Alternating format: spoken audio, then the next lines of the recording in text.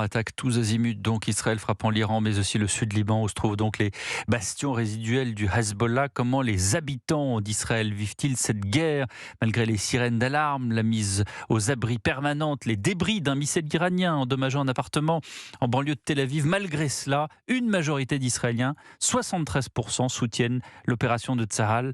Reportage de Wilfried de Villers, envoyé spécial d'Europe 1 en Israël. La nuit est tombée depuis 2 heures sur le quartier de Carmel. Les rues habituellement très animées en début de soirée sont quasiment désertes malgré les célébrations de Pourim, importante fête du judaïsme. La crainte, c'est une nouvelle frappe de l'Iran. Dimanche, un missile s'est écrasé à quelques mètres de l'immeuble de Daniel. Elle dit malgré tout comprendre cette guerre existentielle pour Israël.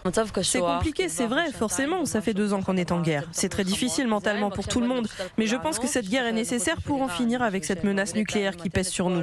La seule solution, selon moi, c'est remplacer ce régime qui oppresse le peuple.